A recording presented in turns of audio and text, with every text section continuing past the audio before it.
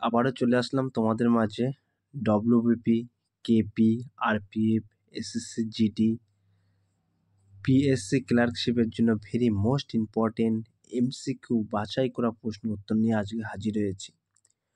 যে সকল ভিউয়ার্স এখনও পর্যন্ত আমার এই চ্যানেলটি সাবস্ক্রাইব করেনি তাদেরকে বলবো প্লিজ অতি দ্রুত সাবস্ক্রাইব করে দিয়ে আমাদের পাশে থাকুন এবং বন্ধুদের মাঝে শেয়ার করে দিন।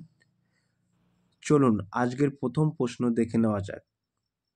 ভূমিকম্পের উৎপত্তিস্থল কোনটিকে বলা হয়? ফোকাস, এপিসেন্টার, এক্সোসেন্টার এগুলি কোনোটি নয়।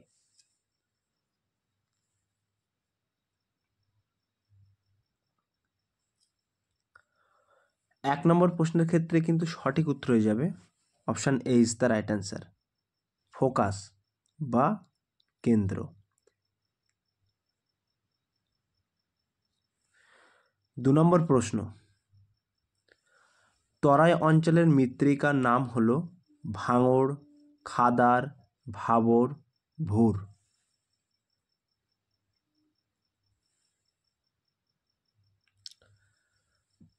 তরাই অঞ্চলের মৃত্তিকার নাম হলো option C is the right answer, Bhabar.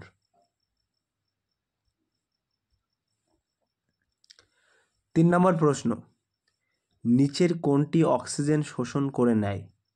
Magnesium pyrogallate, sodium pyrogallate, potassium pyrogallate, zinc পাইরোগ্যালেট।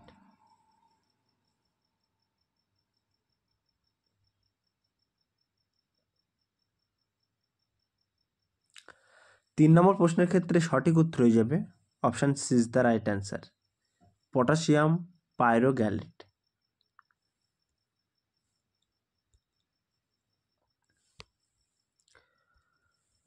চার নম্বর প্রশ্ন, জলের স্ফুটনাঙ্ক সবসময় 100°C বায়ুমণ্ডলের চাপের উপর নির্ভর করে, পাত্রের উপাদানের নির্ভর করে, আপেক্ষিক আর্দ্রতার উপর নির্ভর করে।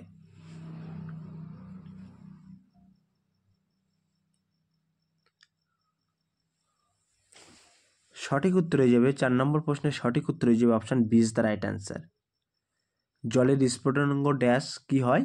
বায়ুমণ্ডলের চাপের উপর নির্ভর করে, মনে রাখবেন। 5 নম্বর প্রশ্ন, প্লাবতা কোন দিকে কাজ করে? পার্শ্বমুখী, নিম্নমুখী, ঊর্ধ্বগামী, উভমুখী। ভেরি মোস্ট ইম্পর্ট্যান্ট প্রশ্ন, এটি কিন্তু কেপির এসআই এর প্রশ্ন। 5 নম্বর প্রশ্নের ক্ষেত্রে কিন্তু সঠিক উত্তর হয়ে যাবে option C is the right answer, ঊর্ধ্বগামী, মনে রাখবেন। 6 নম্বর প্রশ্ন, কোনটি প্রোটোজোয়া নয়? Hydra, euglena, amoeba, paramecium.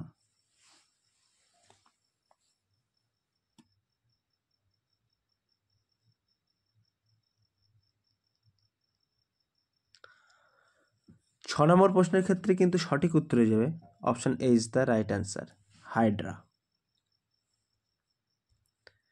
7 নম্বর প্রশ্ন, ম্যালেরিয়ার ওষুধ হিসেবে ব্যবহৃত কুইনাইন নির্দিষ্ট একটি গাছের কোন অংশটি গৃহীত হয়? পাতা, ফল, মূল, গাছের ছাল।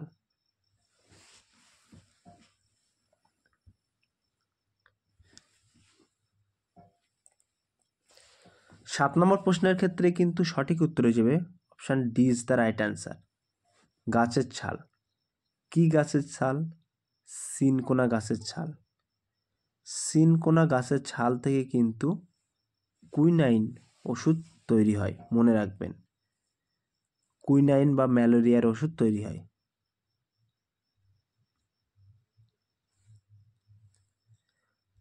8 নম্বর প্রশ্ন, কে ভারতের হোম রুল আন্দোলন করেন? আবুল কালাম আজাদ, গোপালকৃষ্ণ গোখলে, বাল গঙ্গাধর তিলক এদের মধ্যে কেউ নন।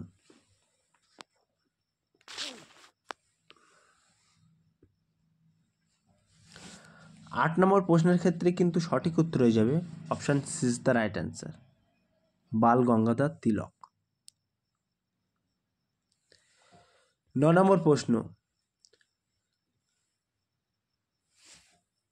সব আকরিক খনিজ কিন্তু সব খনিজ পদার্থ আকরিক নয়। ভেরি ভেরি মোস্ট ইম্পর্টেন্ট প্রশ্ন।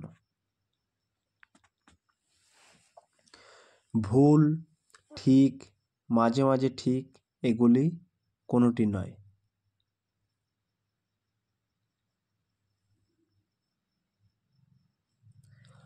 নম্বর প্রশ্নের সঠিক উত্তর হয়ে যাবে option B is the right answer. ঠিক। তাহলে সব আকরিক খনিজ কিন্তু সব খনিজ পদার্থ আকরিক নয়, এটি কিন্তু ঠিক হবে। Option B is the right answer. 10 নম্বর প্রশ্ন, নিচের কোন অঞ্চলে বায়ুঘটিত ক্ষয়কার্য দেখা যায়? মরুভূমি, শীতল অঞ্চল, ঘন বৃষ্টির ছায়া অঞ্চল, বন অঞ্চল।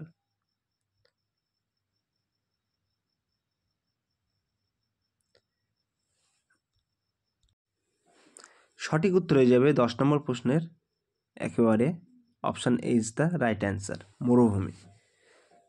তাহলে কিন্তু মরুভূমিতে বায়ুঘটিত ক্ষয়কার্য দেখা যায়, মনে রাখবেন। 11 নম্বর প্রশ্ন, মোনাডনক হলো এক প্রকার সমভূমি, মালভূমি, হিমবাহ, উচ্চভূমি। ভেরি ভেরি মোস্ট ইম্পর্টেন্ট প্রশ্ন ডব্লিউবিপি এবং ডব্লিউবিপিএসআই কেপি রেলের ক্ষেত্রে।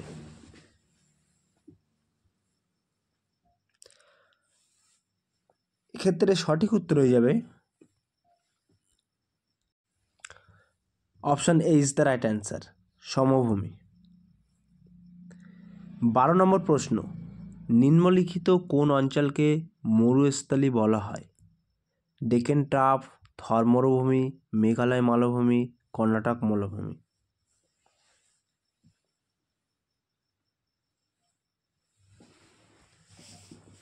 বারো নম্বর প্রশ্নের ক্ষেত্রে কিন্তু একেবারে সঠিক উত্তর হয়ে যাবে option B is the right answer, Thar মরুভূমি। থর মরুভূমি কিন্তু মরুস্থলী বলা হয়, মনে রাখবেন। 13 নম্বর প্রশ্ন, অল ইন্ডিয়া হোম রুল শুরু করেন Chakravarti Rajagopalachari, Annie Besant, Bipinchandra Pal, Nivedita.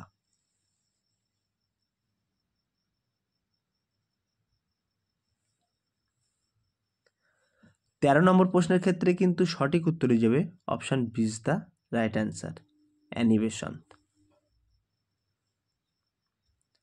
14 নম্বর প্রশ্ন, ইংরেজদের জুরি আইনে প্রতিবাদে কে জনমত গঠন করেন?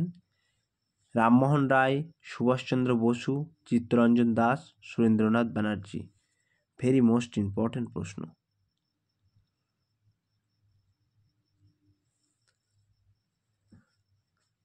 14 নম্বর প্রশ্নের ক্ষেত্রে সঠিক উত্তর হয়ে যাবে option A is the right answer, Rammohan Roy. 15 নম্বর প্রশ্ন, ভারতীয় জাতীয় কংগ্রেসের প্রথম সেক্রেটারি কে ছিলেন? Umeshchandra Banerjee, lord Dufferin, Dadabhai Naoroji, Allan Octavian Hume.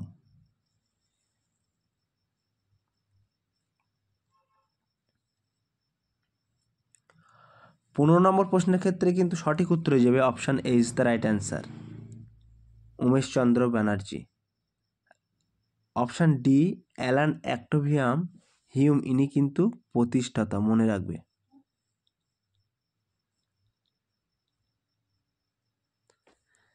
এই জাতীয় কংগ্রেসের প্রতিষ্ঠাতা কিন্তু অ্যালান অ্যাক্টোভিয়ান হিউম, আর ভারতীয়দের সেক্রেটারি কিন্তু উমেশচন্দ্র ব্যানার্জি, মনে রাখবেন। 16 নম্বর প্রশ্ন, ভারত পাকিস্তান আন্তর্জাতিক সীমারেখার উপরে ভারতের কোন রাজ্যগুলি আছে? গুজরাট, রাজস্থান, পাঞ্জাব ও জম্মু কাশ্মীর। অপশান বি, পাঞ্জাব, রাজস্থান ও Gujarat. Option C, Punjab, Rajasthan. Option D, Punjab, Jammu Kashmir.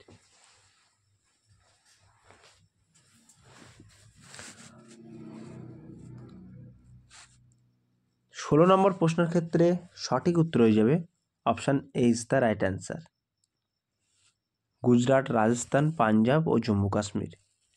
সাথে সাথে এক্সট্রা ফ্যাক্টগুলো একটু জেনে নাও। জম্মু কাশ্মীরের সীমান্ত রেখার দৈর্ঘ্য কিন্তু 12,000 থেকে 16,000 কিমি।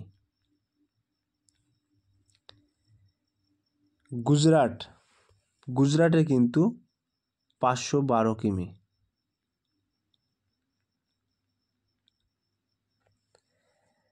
রাজস্থান কিন্তু 350 কিমি।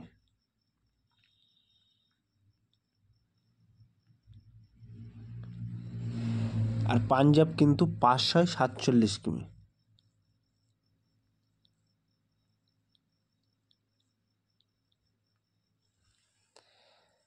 নেক্সট প্রশ্ন দেখে নেওয়া যাক।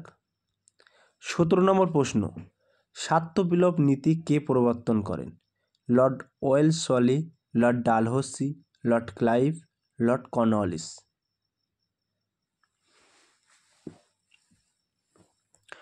17 নম্বর প্রশ্নের ক্ষেত্রে সঠিক উত্তর হয়ে যাবে option A is the right answer, Lord Wellesley.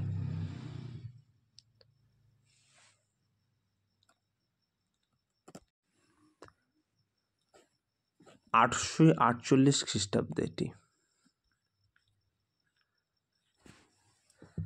এই স্বার্থবিলোপ নীতি প্রবর্তন করেন 848 খ্রিস্টাব্দে, মনে রাখবেন। 18 নম্বর প্রশ্ন, পিটের ভারত আইন কবে পাশ হয়? 1700, 1783, 1785, 1784।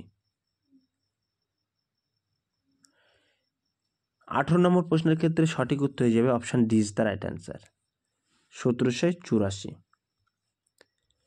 19 নম্বর প্রশ্ন, সরস মহাজনপদের মধ্যে কোন মহাজনপত্রে দক্ষিণ ভারতে অবস্থিত?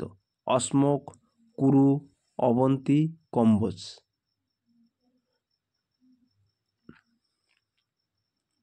19 নম্বর প্রশ্নের ক্ষেত্রে সঠিক উত্তর হয়ে যাবে option A is the right answer, Ashok.